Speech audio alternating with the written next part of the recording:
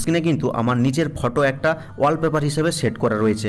তোমরাও চাইলে কিন্তু খুব সহজে নিজের যে কোনো ফটো বা গার্লফ্রেন্ডের ফটো বা বাবা মায়ের ফটো এরকম হোম স্ক্রিনে অ্যাড করতে পারবে বা সেট করতে পারবে। তো চলো কিভাবে করতে হয় সেটা দেখিয়ে দিই। তো তিনটে পদ্ধতি দেখাবো, তোমরা এক একটা করে ফলো করো। তো সর্বপ্রথম যে স্টেপটা সেটা হচ্ছে তুমি কি করবে, তোমার মোবাইলের স্ক্রিনের ওপর জাস্ট আঙুলটাকে প্রেস করে রাখবে।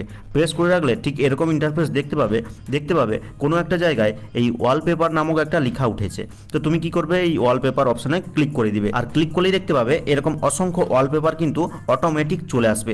এখন তুমি চাইলে যে কোনো একটা ওয়ালপেপারের উপর ক্লিক করলেই কিন্তু এই ওয়ালপেপারটাকে তুমি মোবাইলের হোম স্ক্রিনে সেট করতে পারবে। কিন্তু তুমি চাইছো নিজস্ব কোনো ফটোকে হোম স্ক্রিনে সেট করতে, তার জন্য দেখো নিচে কিন্তু অনেকগুলো অপশান রয়েছে। একটা রয়েছে তো ওয়ালপেপার, আর একটা রয়েছে দেখো প্রোফাইল। এই প্রোফাইল অপশানে ক্লিক করবে। ক্লিক করার পরে দেখো এখানেও একটা ওয়ালপেপার অপশান রয়েছে, এখানে ক্লিক করবে। ক্লিক করলে দেখো আরেকটা অপশান রয়েছে নিচে একদম কর্নারে প্লাস আইকন, এই প্লাস আইকনে ক্লিক করবে। আর ক্লিক করলে দেখো গ্যালারি, ফাইল ম্যানেজার, ফাইল সব খুলে যাচ্ছে।